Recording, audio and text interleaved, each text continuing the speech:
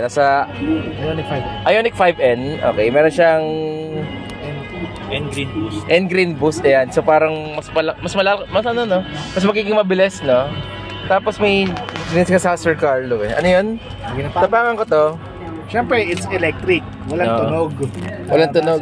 Tama ba? Wala kang tunog na exhaust or so whatever. Since it's sports car siya, so meron tayong tinatawag na N-mode. Sa N-mode, mayroon tayong tinatawag dito na performance option. Pag pinindot mo yung performance options, meron siyang N-active sound. So, N-active sound, mamimili tayo dito kung ano yung mga sounds na gusto mo. For example, sa ignition. So, inapakan mo, wala pa rin tunog, di ba? So, ngayon, pinutin mo yung N. Anong N? Yan. Alin dito? Yan, sir. Tatlo yan. Ito, this one.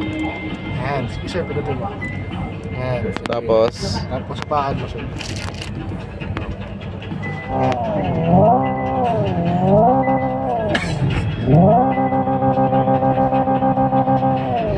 alin dito yun? Anong para saan tong N na to? Customize mode. Yung customize mode. Okay. So, ngayon, pag evolution naman. Evolution. So, evolution naman tayo. Kapag mag supersonic naman.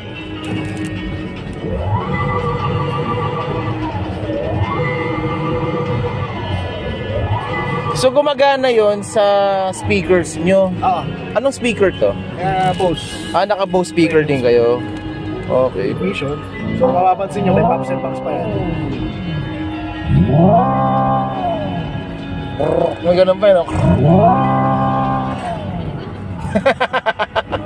Okay. Ay, taga lang, may nakita ko. Ano to? And battery conditioning. And battery conditioning kasi, sir. For example, sa drag. So, kailangan kapag drag, mabilisan, right? So, kailangan papainitin niyo yung battery. So, kailangan yung battery temperature mo medyo mataas para mas responsive yung battery. Kapag sa truck naman, ngayon, kailangan sa truck yung magdi-drift mode tayo. And medyo mabagal. So may condition siya para sa ano. Yes, sir. N-drift optimizer, activate, N-race yan. Ay, yung N-drift, so pwede yan. So may settings din siya para yung sa drifting. Yung N-drift pati natin. Sige. Okay. So sa this one, so okay mo lang.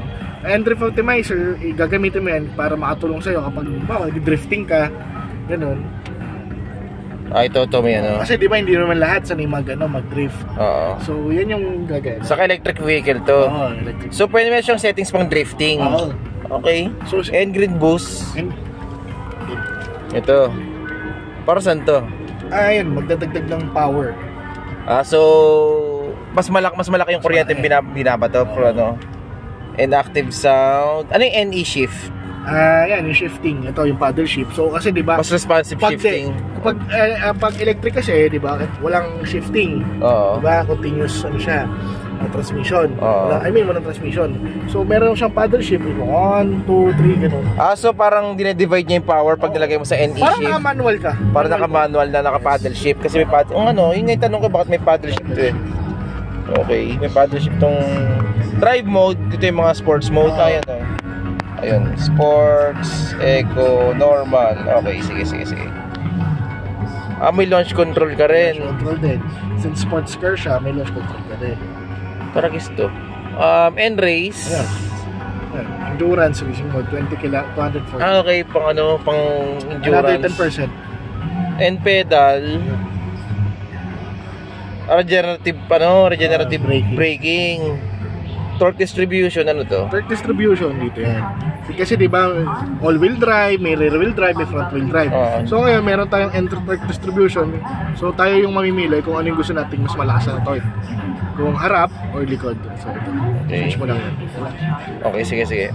May auto ba nun? Pwede bang i-auto yun? Para siya na lang mag-isip? Pero meron naman. Okay, sige. Saan na yun? Ito. N-mode. Okay, ano yung N-track. So, ito yung battery.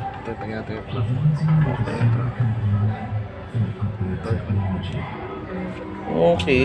Ang galing nitong Ioniq na to, no? Ang EV battery.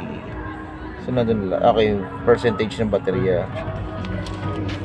Tapos, ano pang meron dito? May parking okay, tumutunog. Ganito ka-clear yung namin.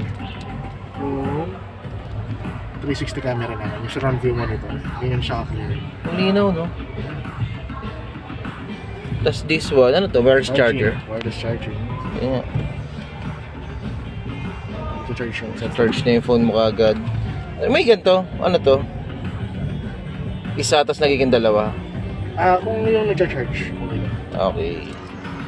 Tapos may mga pindutan pa siya dito. Ganito. Magkano to? Binibenta ba sa Pinas to? Oo. Ano to? Ang galing. Ano lang.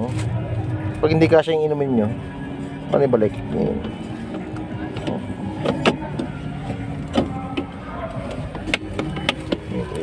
Pag gusto mong hindi mo alog-alog. Little things, no? Mga little things na nagpapasaya sa'yo.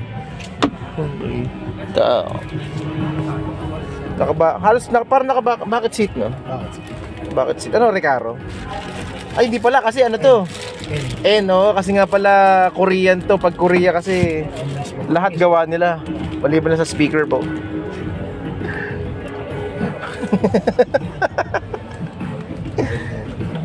Ayan. May ganun sila. Ang galing. Tapos, ito pa. Ito yung mga features niya. This is with 21 alloy wheels, 275. So ito yan.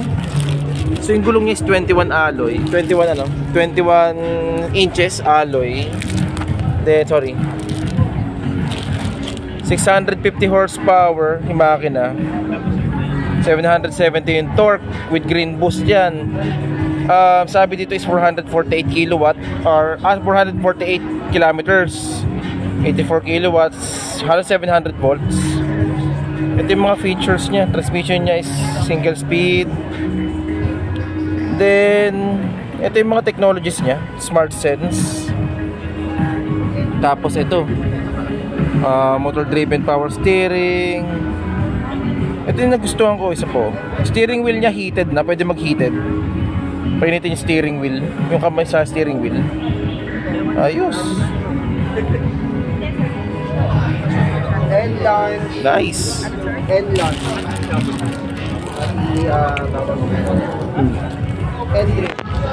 Laki nung ano, laki ng disc brake ko. May regenerative braking na rin. So ilang piston to? Dalawa? Dalawang piston yung caliper niya? Isa lang? Dalawa. Harap likod? Yung sa likod, ilang piston niya? Isa lang? Isa lang. Isa lang. So harap likod yung piston dito. Magkabilaan. Tas sa likod. Ilang inches? Regenerative braking while applying brake. Ayan. Ito yung tsura niya. Pagkakita ko sa lahat ng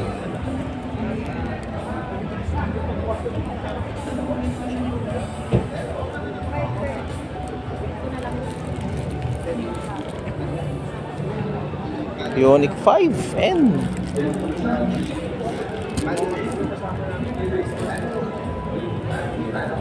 Kaya ka sa basic.